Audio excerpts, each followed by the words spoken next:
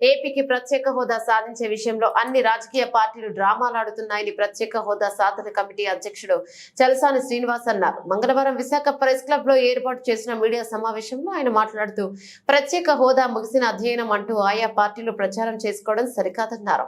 ఇప్పటికైనా గత ఎన్నికల్లో ఇచ్చిన హామీలను అమలు చేసేందుకు అన్ని రాజకీయ పార్టీలు చిత్తశుద్ధి పనిచేయాలన్నారు. జై భారత్ రాష్ట్ర అధ్యక్షుడు వివి లక్ష్మీనారాయణ మాట్లాడుతూ ఆంధ్రుల ఆత్మ గౌరవాన్ని కాస్త ఢిల్లీ పెద్దకు తాకట్టు పెట్టేశారని ప్రత్యేక హోదా సాధనకు ప్రజా ఉద్యమం చేయాలని కోరారు.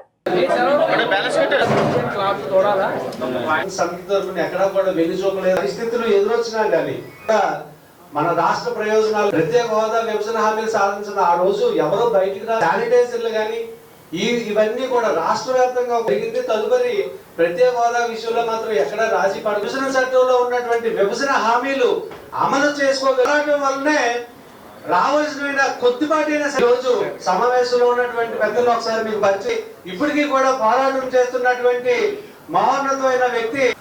ఈ విధంగా మనం 3 పార్టీల మీద నమ్మకం పెట్టుకుంటే ఈ 3 పార్టీలు కూడా మన నమ్మకాన్ని వమ్ము చేశారు.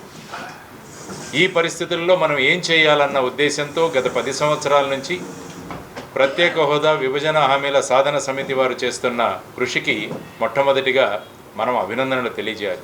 ఇది ఒక ప్రజా ఉద్యమంగా మారాలని మనం అందరం కూడా కోరుకుంటున్నాం.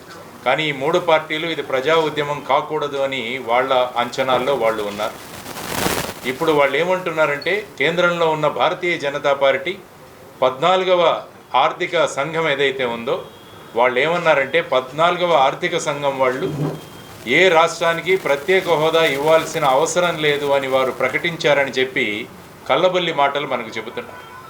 14వ ఆర్థిక సంఘం ఏదైతే ఉందో అది ఎప్పుడు కూడా వాళ్ళ రికమెండేషన్లో ఈ విషయం చెప్పలేదు. ఆ విషయాన్ని 15వ ఆర్థిక సంఘం కమిషన్ చైర్మన్ ఎవరైతే ఉన్నారో ఎన్కే సింగ్ గారు ఈ పుస్తకంలో ఆయన రాశారు. రాసింది ఎవరో ఆషామాషి వ్యక్తి కాదు. 15వ ఫైనాన్స్ కమిషన్ అధ్యక్షులు చైర్మన్ శ్రీ ఎన్కే సింగ్ గారు రాశారు 228వ పేజీలో. ఆయన ఏమన్నారంటే 14వ ఆర్థిక సంఘం ఎప్పుడూ కూడా ఏ రాష్ట్రానికి ప్రత్యేక హోదా ఇవ్వాల్సిన అవసరం లేదని వాళ్ళు ఎప్పుడూ చెప్పలేదు. ఇప్పటికీ కేంద్రం కావాలనుకుంటే ఏదైనా రాష్ట్రానికి ప్రత్యేక హోదా ఇవ్వచ్చు అని ఆయన రాశారు.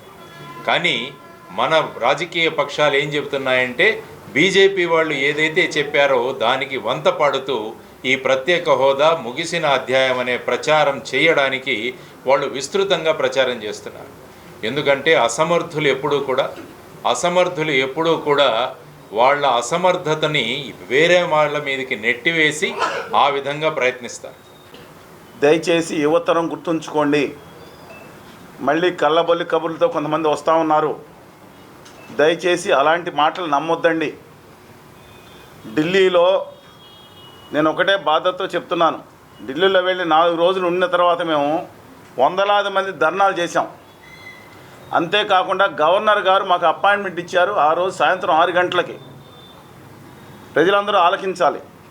అపాయింట్మెంట్ ఇస్తే అక్కడ అందులో పెద్దలు ఉన్నారు, అందరూ అనేక మంది ఉన్నారు. చలి చాలా భయంకరంగా ఉంది. 8 డిగ్రీలు 9 డిగ్రీలో చూస్తున్నారు మీరు. వెళితే మమ్మల్ని అందరినీ ముఖ్యమైన నాయకులు సిపిఐ రాష్ట్ర నాయకులు కార్యదర్శి రామకృష్ణ గారు, సిపిఎం శ్రీనివాసరావు గారు కార్యదర్శి, అలాగే లక్ష్మీనారాయణ గారు మమ్మల్ని లోపలికి పిలిచి దాదాపు 2-3 గంటలు అయిపోయిన తర్వాత ఇప్పుడు వద్దు రేపు పొద్దున్న ఇస్తాం అపాయింట్మెంట్ అని చెప్పారు. మేము రాష్ట్ర సమస్య గురించి వచ్చాము ఇక్కడికి అని చెప్పి అక్కడే బైఠాయించడం జరిగింది. అర్ధరాత్రి సరే ఇక్కడే కలుస్తామని చెప్పి బైఠాయిస్తే మరి ఎందుకని కేంద్రం నుంచి ఏ ఆదేశాలు వచ్చినా తెలియదు.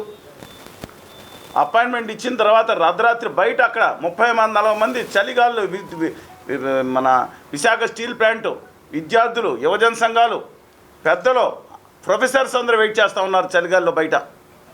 ఆఖరికి లేట్ నైట్ అయిన తర్వాత గవర్నర్ గారు పిలిచి సారీ అని చెప్పారు. సరే బయట డ్రెస్ ఉన్నారు, లుంగిలు ఉన్నారు కాబట్టి అయినా అపాయింట్మెంట్ ఇచ్చారు, ధన్యవాదాలు చెప్తున్నాను. కానీ వారి దురదృష్టం ఏంటంటే వారికి సరిగ్గా అసలు హోదా దేనికి, హోదాలో చనిపోయారు, ఆత్మత్యాగం చేశారన్న విషయాలు కూడా తెలియదని అర్థమైంది. అలాగే విశాఖ ఉక్కు కోసం మొత్తం ఆంధ్రప్రదేశ్గా తెలుగు జాతి మొత్తం యావత్తై ప్రాణ త్యాగాలతో సాధించుకున్న విషయం కూడా వారికి అవగాహన లేకపోవడం దురదృష్టకరం. కొత్తగా వచ్చి ఉండొచ్చు, అదంతా ఎక్స్ప్లెయిన్ చేస్తే చాలా సావధానంగా ఏం చేయగలిగింది కేంద్ర ప్రభుత్వానికి ఇంత యాంగ్విష్ ఉందని చెప్తానన్నారు. వారికి ధన్యవాదాలు చెప్తున్నాను రాష్ట్ర గవర్నర్ గారికి. అలాగే కేంద్రంలో అక్కడ విశాఖ ఉక్కు కర్మాగారం 8వ తారీఖున జంతర్ మంతర్లో వందలాది మంది ధర్నా చేస్తే ఆంధ్రప్రదేశ్ మీడియాలో ఇంత ముక్క రాలేదండి. నేను బాధ్యతతో చెప్తున్నాను, విశాఖ ఉక్కు కర్మాగారం కోసం వందలాది మంది ఇక్కడి నుంచి విశాఖపట్నం నుంచి ఢిల్లీ వెళ్ళి ఆ చలి గాలులు, ఆ రోజు గాలులు కూడా ఉన్నాయి, కూర్చుంటే కనీసం నేను రిక్వెస్ట్ చేసేది ఒక ప్రాంత అస్తిత్వం కోసం, ఆత్మగౌరవం కోసం పోరాడుతున్న వారికి దయచేసి అది ఇవ్వాల్సిందిగా నేను విన్నవిస్తున్నాను.